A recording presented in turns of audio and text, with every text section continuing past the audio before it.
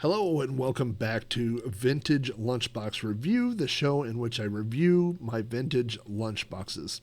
It's right there in the title. Today we're going to discuss another one of my most recognizable lunchboxes. This is one that if you were a kid in the 80s, you definitely knew somebody with this lunchbox. If you can see the digital screen back there, you already know what we're going to be talking about today, and it is the Gremlins lunchbox.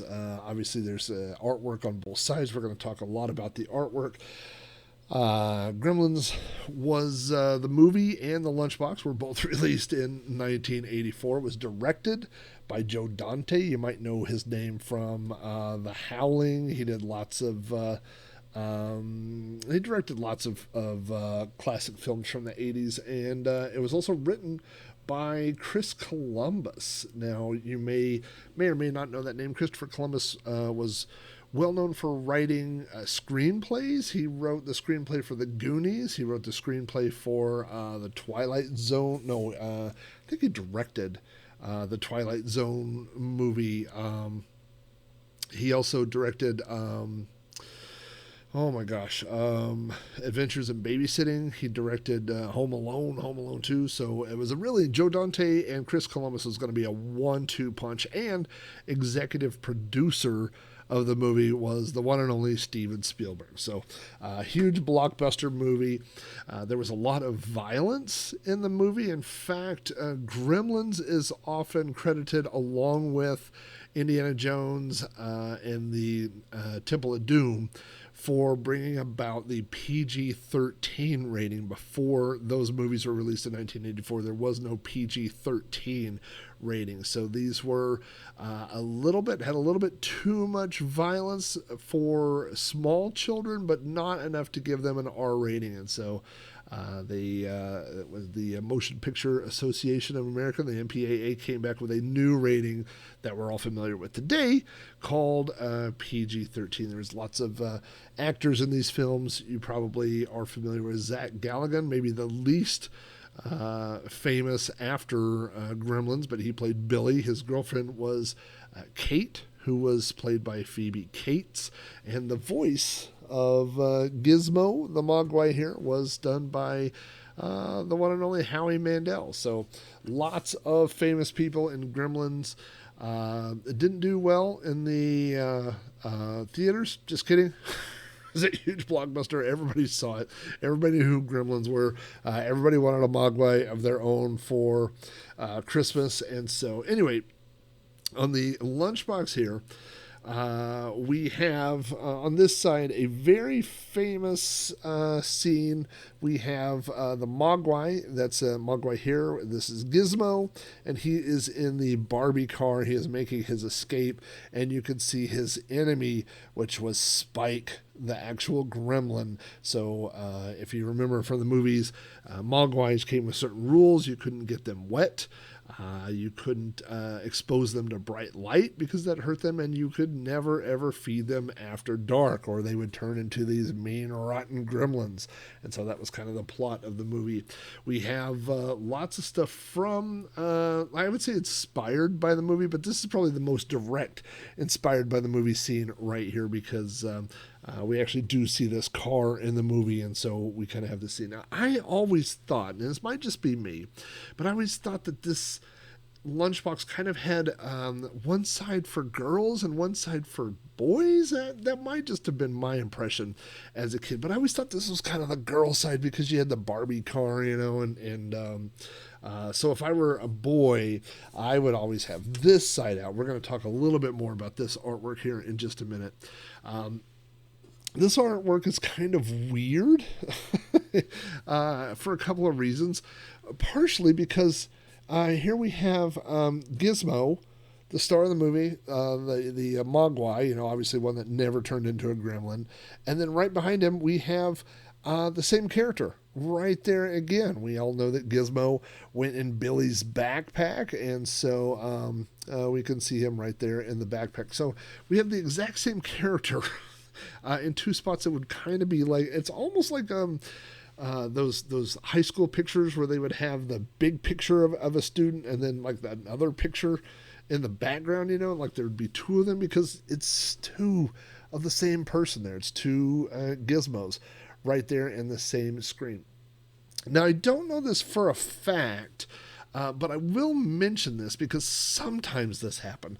This doesn't look exactly like Billy from the movie. It looks close, but it doesn't look exactly. And sometimes on a lot of these lunchboxes, they would get the rights to maybe the characters, but not the rights to the actual actors' portrait or the actor's likeness, because you'd have to pay a human being more money to put their face on something. So if it didn't matter and you could just kind of put it close, you could do that. Now, I don't really know that that's the case. That may actually, they may have tried to make that look like Billy. I'll let you decide for yourself there, but I don't think his face looks very close to the kid that was Zach Galligan that was in the movie. So we got a lot of stuff to talk about here, so I'm going to go pretty quick.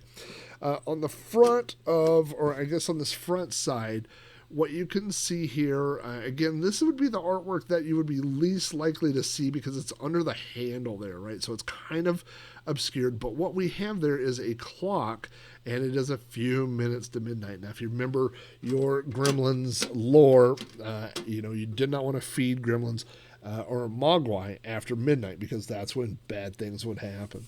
So here we have some great artwork here of all the Mogwai, and they are sleeping sound. We can see them all tucked into their bed. Look how cute they all look in there. This is my favorite type of artwork in general, I will say, because it's not like an actual scene. It's like inspired kind of by the movie. Like it's not a snapshot. It's not something that is directly taken. But it's obviously when you see that, you get the idea of what's going on here. And then, oh my goodness, if you take a look there, this is reminds me a lot of that scene in E.T. actually, where E.T. is hiding within all the stuffed animals, which would be another Steven Spielberg movie. But here we have, as you can see, a lot of different animals, different stuffed animals, and then right there, hidden there, is Spike the Gremlin. Of course, he was known as Spike because he had that spiked mohawk on top of his head. So that's really cool little artwork that we have on there. And then finally over here, bad news. We have lots of Gremlins. So I like that about this lunchbox in general. This side, again, is all good guys, right? I mean, this is all good guys. But I like that there's a lot of opposites. Like, that side is all good guys, but here we can see a good guy and a bad guy, right? Both of those. Again, artwork, if we're taking a look at this, we've got good guys on this side. We've got bad guys on that side. So this is a really cool, fun lunchbox. I really, really like the Gremlins lunchbox. Again, if you're around in the 80s, everybody knew what Gremlins was. If you had this lunchbox, everybody knew what you were carrying.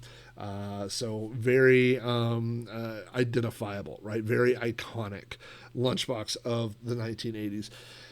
We've talked about color schemes on some of these, and again, we have red on this one, which is kind of interesting. I don't know that, there's not a lot of red in the Gremlins themselves or the Mogwais, but it does kind of go with the artwork. I don't know.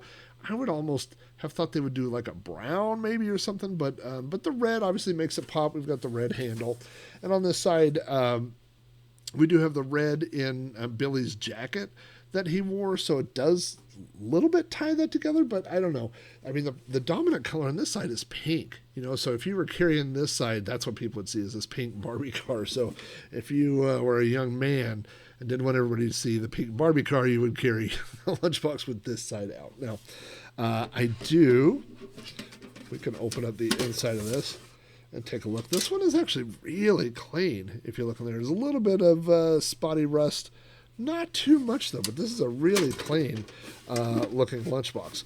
Now, on my display wall, which you can't actually see, I have my lunchboxes set up where every other lunchbox, I have them set up where there's a lunchbox and then a thermos, lunchbox thermos like that. And so on a lot of these, I don't have the thermoses inside the actual lunchboxes. I have them I can't seem to get this one to close.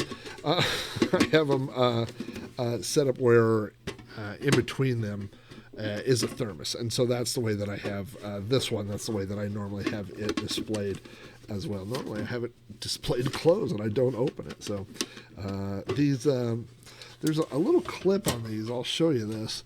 You can see that clip right there. And what happens is either they get rusty or they get a little bit stiff. There it goes. And they don't line up. So it's supposed to kind of split, like go, over the top. One part over the top and one over the bottom, over the lip. I feel like I'm getting attacked by a gremlin on my own show here. So anyway, there we go. Once you get that done, snap the little lid down and it will stay closed. If you capture a gremlin, you can, I wouldn't count on being able to get them in that thing and hold them in there for a while. They might escape. Now, again, what we've talked about is different artwork. I mean, that's what these things had to offer, right? That was the whole point of carrying your lunchbox to school. You got the different types of artwork, and so you could actually see, it was like a representation, like, part of who you were, right? And the more artwork there was, it was... What's a good way to explain it? It was like you had to carry the same lunchbox every day, right? So you had artwork on different sides, different things, so that you had to have a lot of different things to look at. So the more things there were to look at, the more interesting the lunchbox would be. So a lot of thermoses had the same artwork that was on the lunchbox, but if it had different artwork, it was even better because it's something else to look at, right? And so this one, again, we go back to that theme of the opposites. We have the gizmo here, and it even says down there at the bottom, if you can read that, it says Gizmo is a mogwai. So if you didn't know the name of these things or the characters, but you're sitting there at lunch, you would have that. It's a very 80s detail, is this stripe that goes all the way around there. And then on the other side, again, back to the opposites, we've got Spike on the backside, and it says, Stripe, and it says Stripe is a gremlin. I love the artwork on these. I mean, if you could look at the detail on that character's face, that is so, so good. And we have the Gremlins logo on both sides. So again, great artwork. We're going to do the thermos challenge here, the old thermos surprise. Again, we have the lid that would unscrew. If you wanted to take this thing and pour a drink in there, you could do that. We're not going to look. We're just going to sniff. And again, it's that strong plastic smell, but fortunately it's the plastic smell of plastic and possibly bleach. So someone has washed this one out. Thank goodness. One of these days I'm going to hit one that has 40-year-old milk in it. I'm not going to be happy. So anyway, put this all back together and you would attach these. Now I'm going to show you, there's a bonus thing I'm going to show you on this episode. When I first began collecting lunchboxes, I didn't know where to find them. I mean, obviously you could find them on eBay, and later I found out you could find them at flea markets and sometimes thrift stores, places like that, but they weren't as available at the time when I first started collecting as they are now. And so I had gone, somebody said I should try Etsy. This was when Etsy was kind of a new website. And so I went to Etsy and I had this mental list of lunchboxes that I had either owned or were looking for, to add to my collection. And so I went to Etsy and I typed in vintage Gremlins lunchbox. I'm going to show you this again, artwork to keep this in your mind. And what came up was an oil painting of a vintage Gremlins lunchbox. So let me put this over here where you can see it. I'm going to, for all of time, I'm going to be tilting these left and right to try to get the right angle. There is the Gremlins lunchbox, and here is a somewhat strange oil painting of a Gremlins lunchbox. So I just want you to be able to see that they are the same artwork. So I'm going to put the lunchbox down here just so I can talk about this painting for just a minute. If you take a look at this painting here, That's a good place to put this. We'll do it like that. You can see that it is the artwork that's on the lunch pail, right? And we have Gizmo, and we have Billy, who looks even less like Billy than the Billy that's on the lunchbox. And then we have this strange angling of this lunch table, which almost seems like it might be from different dimensions or something. I mean, it kind of goes in all kinds of weird different angles, and the lunch pail itself even isn't completely shaped like a normal lunch pail. So it's an odd one, but when I saw it, I thought that's something I need to own. So again, if we put the this might be too close, yeah, but if you put that there and that there, you can see those are, it's a oil painting of the lunchbox on a weird type of table. And I think it cost like $20 or something, and I was like, "Oh, that's a buy it now item." So I have over near all my lunchboxes. I also have an oil painting of this lunchbox, an odd item to add to the collection. But here you go, Gremlins lunchbox again. Cool artwork.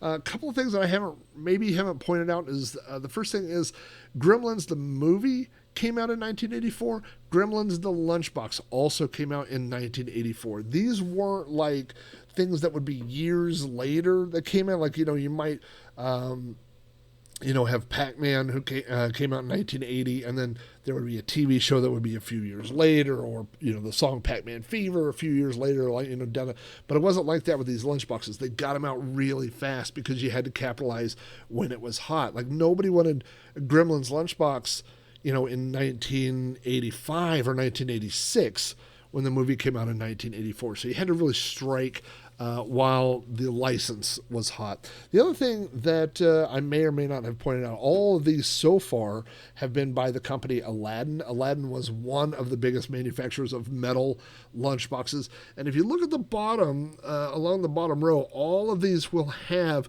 copyright information. You might not be able to make it out on that webcam, but they have copyright information for the characters. If they come from a movie, which almost all of these are licensed, so you'll see copyright information for Gremlins the movie, and then you'll also see copyright information for Aladdin with their Tennessee address. So this is definitely an iconic one. This is a great, great, great lunchbox to have. You carry this anywhere, into a lunchroom or stuff. Kids immediately knew what it was. It was instantly recognizable, and it was a good one. So thanks for jumping into this vintage lunchbox review, and tune back tomorrow at lunchtime to see what else is on the menu.